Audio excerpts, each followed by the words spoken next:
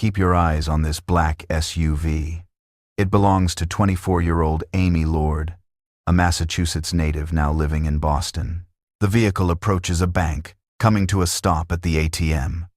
Everything seems perfectly normal, until the moment she rolls down her window. But Amy isn't the one behind the wheel.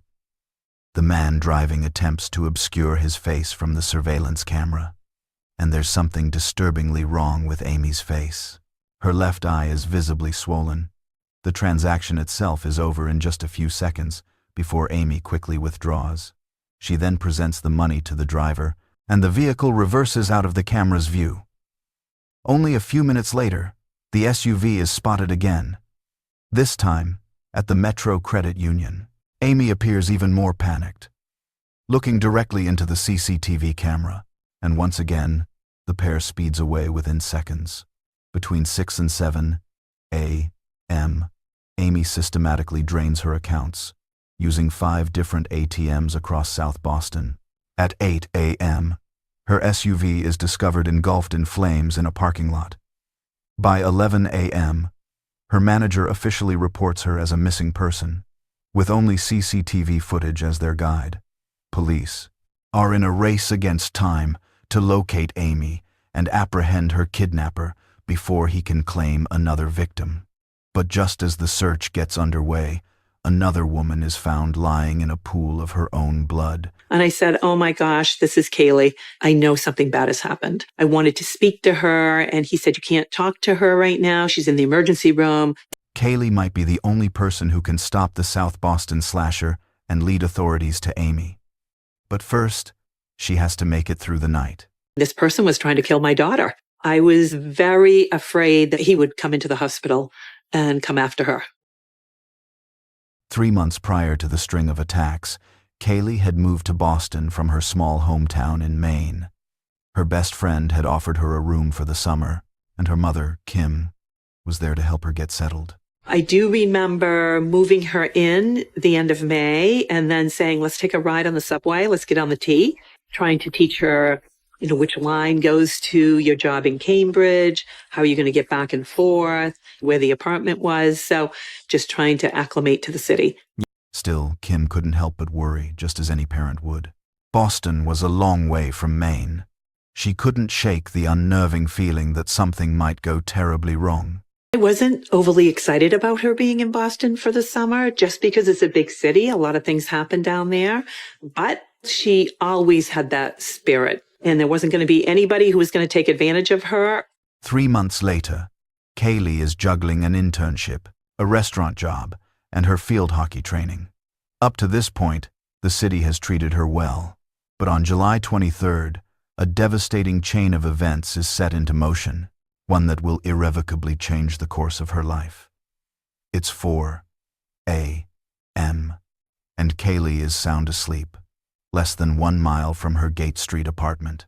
In the moments just before sunrise, a man randomly attacks a woman. My name's Paul McLaughlin.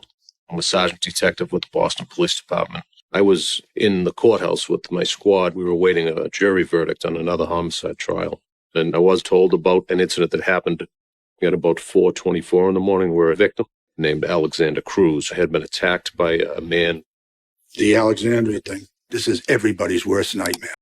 The victim is Alexandra Cruz, a 21-year-old single mother on her way to work. Before leaving, it's still dark, and the streets are eerily quiet. She's walking along Old Colony Avenue, just minutes from the Dunkin' Donuts where she works. A man is walking some distance behind her. She doesn't give it a second thought, until she feels a hand forcefully grab her from behind. Before she can even process what's happening, he wraps an arm around her neck, cutting off her air, and begins dragging her into an adjacent parking lot. Alexandra desperately tries to fight him off, but the man starts punching her violently, and she blacks out. When she comes to, she's lying on the cold pavement. Her attacker is crouched just feet away, scooping up the contents of her purse from the ground. By the time the young woman staggers to her feet, he has vanished. I pulled the incident report, and there was a description of an individual from Alexander Cruz, a Hispanic male. One of the particular things that she talked about was that he had a mole on his lip. As a result, I did a query in our booking system. From that query, I came up with about 10 possibilities. And I pulled a picture of a guy who lived in South Boston and put it in my pocket. Detective McLaughlin from Boston Homicide and Detective Flynn from Southie Police are just getting started with their investigation into Alexandra's attack when even more disturbing news comes in. That same day, I also get a call from my superintendent saying that I just want to give you a heads up. There's this missing person situation going on in South Boston. A young woman named Amy Lord. She lived blocks away from the Alexandra Cruz incident. Her co-workers were reporting missing. Amy was a person that was on time for everything. So when she didn't show up, that was the first, Being late, my sister would never do that. She was just so very sure of herself and what she wanted to do. She had big dreams and she was headed right in the direction of them. Carly and her parents drive all the way from Wilbraham to Boston, where they meet the lead detective at Amy's apartment. There are no signs of a struggle or any forced entry. The police and the Lord family are at a complete loss, but they quickly notice two things are missing: Amy's black Jeep and her wallet. Detective McLaughlin decides to trace Amy's last known movements by examining her final bank transactions. The bank records showed that starting at about 6:03 a.m. that morning, there was a sequence of 5 different banks that she made or attempted to make withdrawals from.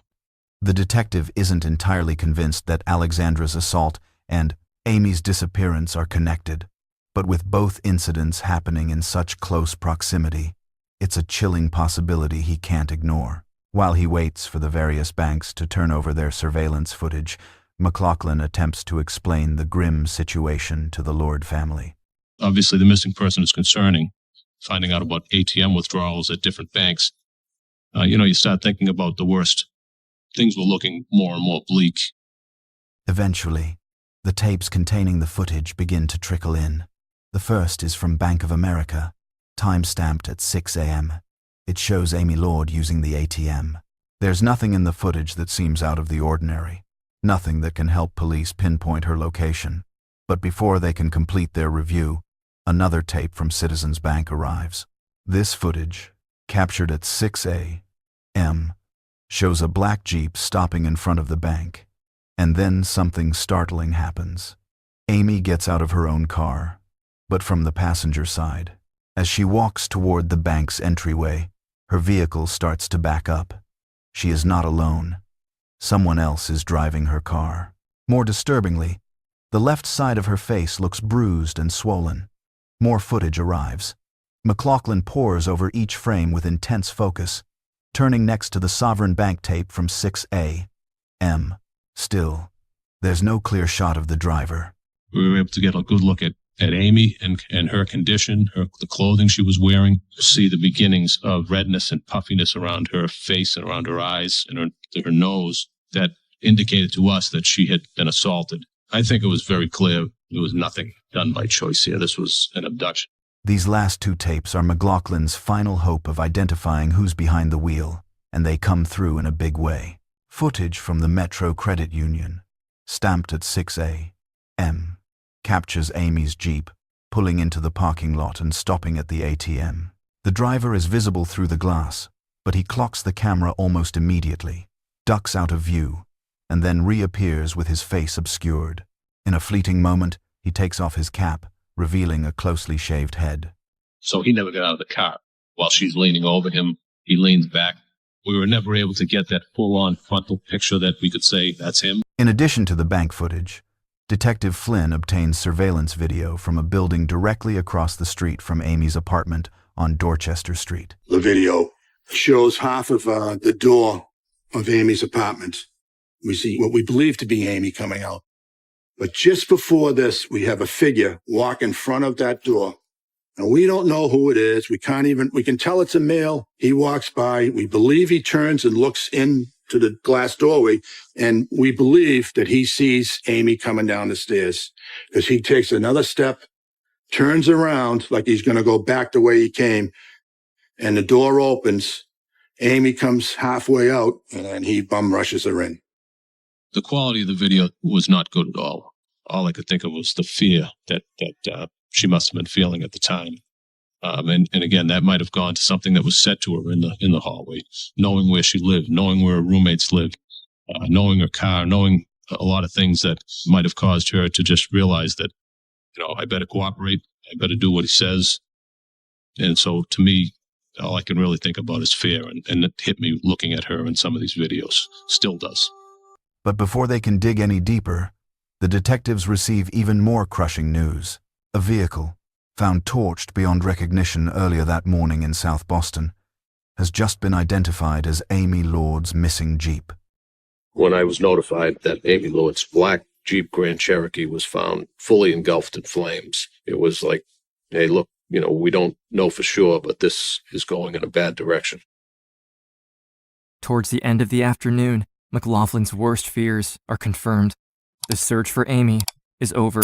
At the end of the day, we were notified by our operations division that we needed to respond to the Hyde Park section of the city, that they had found a body in a wooded area. I got there as quickly as I could. I arrived at the scene where the body had been found. I realized that it was Amy Lord. Detective Flynn is with the Lords when the news breaks. Witnessing their reaction is unbearable, even for a veteran like him. We were up at Amy's apartment. I got a phone call from one of my bosses, one of the big bosses, and they said, "Where are you?" And I said, "I'm up, upstairs." He says, "Are you close by the parents?" And I says, "Yeah." And he said, "Move away." When I moved away, I knew. It was the next, we found her. And I wanted to get the hell out of there. It was awful. Arriving at the scene, McLaughlin is completely overwhelmed by the sight. The young woman he's been searching for all day, who was alive just a few hours ago, now lies lifeless before him, brutally beaten, stabbed more than a dozen times, and left completely exposed, wearing only an angel wing necklace. Obviously, you feel for every victim and you feel for the families. But when something is so senseless, feelings about this case, I had a daughter who was born in the same year, graduated from college at the same time. And so my mind kind of immediately went to the devastation that I knew that her parents were going to feel as I stood there. That's kind of all I could think about. The emotional weight is immense, but McLaughlin has no time to process it. A dangerous predator is on the streets. End quote. This killer is moving too fast for the detective to keep pace. He has to figure out this man's identity and confirm he's the same person who attacked Alexander Cruz and take him down before he claims another victim. To do this, McLaughlin requests all available footage from the streets between the location of the first assault and Amy's apartment, hoping the cameras might reveal the killer's path and, with any luck, capture his face. It was clearly showing that there was a guy out there who seemed to be making the loops around that area. There was a good chance this was the same person. There was a close proximity, and there was obviously a time connection with the original incident with Alexandra Cruz. And so I was thinking, now we're able to say there's a killer out there. By nightfall, Amy Lord's murder is the top story. Police are issuing urgent warnings for women in South Boston to stay indoors or travel in pairs. Meanwhile, Kaylee Valentine is working late in Cambridge, completely unaware of the fear gripping her neighborhood. On her way home, she takes the T to the Broadway station. From the station, it's less than a mile's walk to her apartment. By 11:45 p.m., she's just a block from home. What unfolds next is a terrifying blur. Kaylee manages to get home, but somewhere between the building's front door and her own, she is viciously assaulted. Her roommate opens the door to the horrific scene. Blood is everywhere. Kaylee is on the floor, clinging to life. At that point, myself and the two detectives from South Boston were outside of Amy Lord's apartment, and we were processing the hallway and the front door area. And it was at that point, as we stood there at that scene, call came in for a woman stabbed up on Gate Street. And that was literally 500 yards from where we were. We all look at each other because it sounds like the same thing that just happened. And we don't know, not again. Far from Boston, in rural Maine, Kaylee's mother, Kim, is jolted awake by a phone call in the dead of night. It was a 617 number. And I said, oh my gosh, this is Kaylee. It was a horrible feeling. And I just stood looking at the phone thinking something bad has happened. I know something bad has happened. He said, this is Bobby Flynn from the Boston Police Department. Your daughter's been stabbed. And I just became hysterical. I wanted to speak to her. And he said, you can't talk to her right now. She's in the emergency room. They're working on her. I was thinking this person was trying to kill my daughter. And what if he's still out there? Where is he? They didn't have him. What if he knew that she hadn't passed away? I was very afraid that he would come into the hospital and come after her. Her daughter's life is hanging in the balance. Kim immediately races toward Boston. The 2-hour drive feels like an eternity, her mind trapped in a loop of worst-case scenarios. Back in South Boston, Detective Bobby Flynn is canvassing Telegraph Street, where Kaylee's attacker fled, leaving a trail of blood in his wake. He and McLaughlin have already identified several security cameras in the vicinity. Based on what they've pieced together, their suspect is a man in his 20s with multiple tattoos, wearing a tank top and a hat. After nearly 20 hours of tracking him through surveillance footage, Flynn feels they're finally closing in. But in reality, the killer is much closer than he could possibly imagine.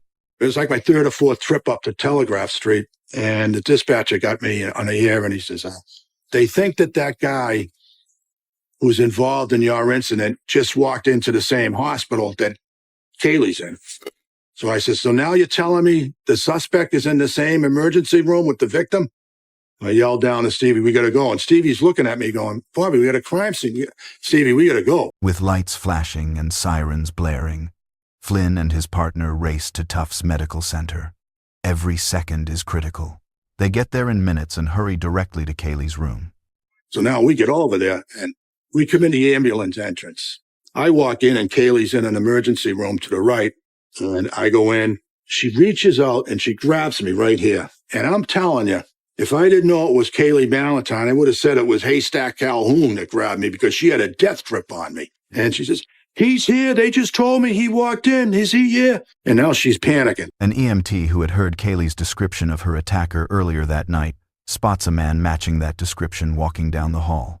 He alerts security, and the hospital is immediately put on lockdown. And Stevie gives me the high sign, look over here. I look over. The bad guy's showing up at Tufts. How do you figure that? While Detective Flynn is with Kaylee at the hospital, Detective McLaughlin is still hitting the pavement, tracking down every single security camera that might have caught a glimpse of their man. As he leaves Kaylee's apartment, he still carries the picture of the initial suspect from the Alexandra Cruz case in his pocket. Short time later, I got a call from one of the detectives who was down at the hospital. He said, you know that picture, that guy you told me about? He's down here at the hospital. The connection's drawing closer and tighter. He had a real good gash on his hand. What we believe happened is during the time that he was stabbing her, Kaylee was sort of, she was fighting to save her life. So he sliced himself real bad. All the evidence just pointed to, this is the guy that's attacked Kaylee. But did he murder Amy Lloyd? We don't know. But one thing is for sure. Flynn will not let this man get anywhere near Kaylee on his watch. We didn't want to get into a huge fight with him inside the emergency room. So there was like 4 or 5 of us in there, and he was placed on arrest. Flynn escorts their suspect, now identified as 28-year-old Edwin Alemany, into a separate room and begins the interrogation. He denies it all, spinning a tale about a street fight and refusing to answer any of their questions. The interview was basically a long series of denials by him that he didn't have any recollection of anything. At the same time, Kim is just arriving in Boston. She races to Tufts Medical Center, where officers meet her in the lobby and escort her down the hall. Her daughter is alive, but just like back at that cabin in Maine, Kim can't shake the chilling feeling that this nightmare is far from over. I got to the hospital at 5 a.m., went in, saw her, burst into tears, and hugged her, and she hugged me, and we cried for a while. And I'm like, you're going to be okay. You're going to be okay. And the lockdown was over, but I was still feeling as though I've got to protect her. Maybe, he's not here any longer, but is this person part of a gang?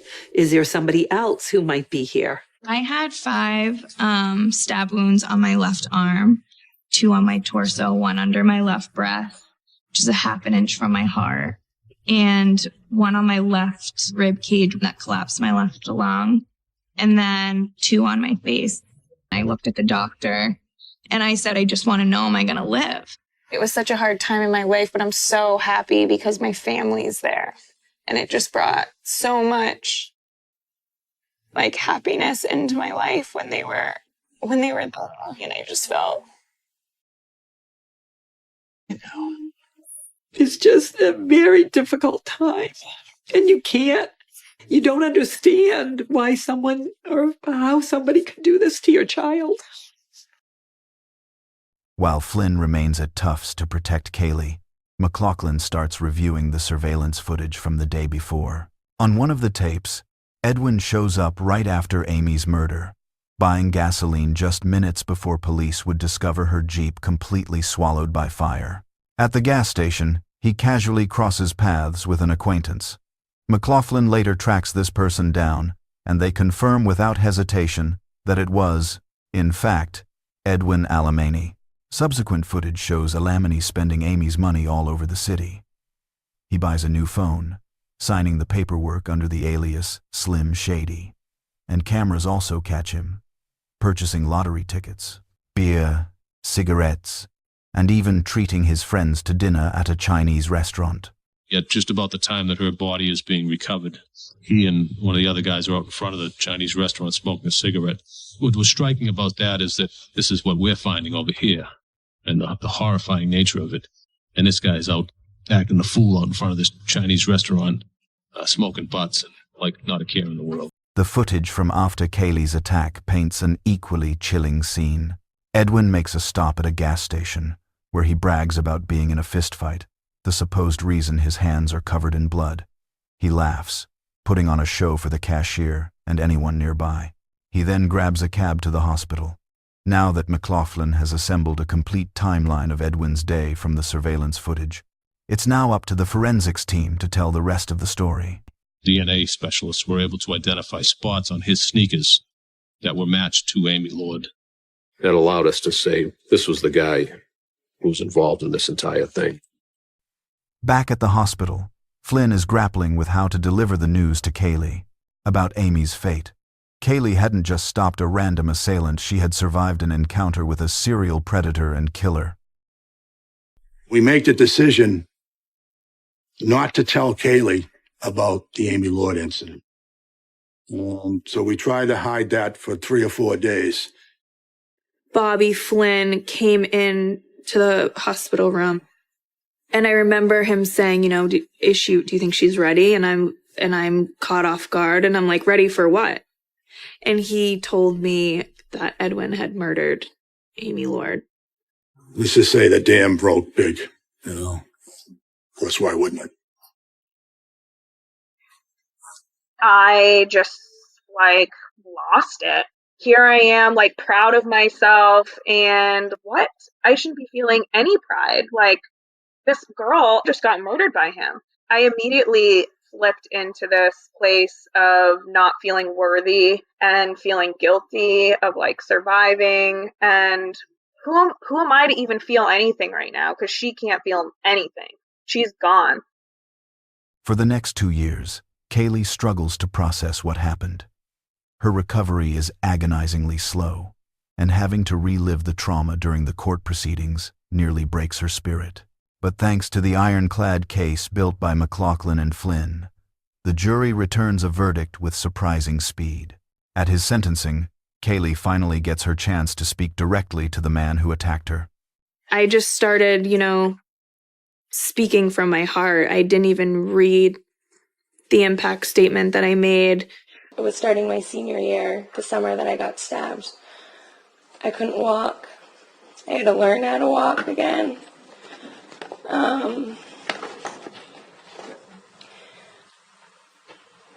This is so hard. Something that someone shouldn't ever have to do and come up here and speak. But I won, and he didn't win. And I didn't get this until yesterday from Cindy Lord, and I had no idea that this was, Amy had this. Amy had this around her neck, and now I have one too, because I carry her on my shoulder everywhere I go. Everything that I do for the rest of my life, she's going to be with me every step of the way. She's my guardian angel, and she helped me fight and do what I did. And I'm still here today because she wanted me to be here today. And I speak not only for myself and what's coming out of my heart right now, but I speak for her too. Over the next few years, life settles into a new kind of normal. Kaylee graduates. Alexandra gets back on her feet. McLaughlin is promoted to lead detective, and Flynn retires from the force. An unlikely bond continues to unite them all. And then one morning, Flynn receives an unexpected phone call. A year and a half ago, Kaylee called me, and she told me that she was thinking of writing to this individual. And when I heard that, I went to dead silence on the phone. And in my mind, I'm saying, Kaylee, what are you doing? Stay away from that. I mean, nothing good's going to come out of it. And I tried to explain to her that what I just said, but that's coming from me. That's me saying, I don't want anything to do with this clown. Kaylee was the first to come to all of us and say she wanted to forgive her attacker. And we all had the same reaction. How could that be? And in my heart, I knew that was the right thing. For years, Kaylee's life was defined by the hatred she had for her attacker. But she now understands that forgiveness is the only way for her to truly take her power back.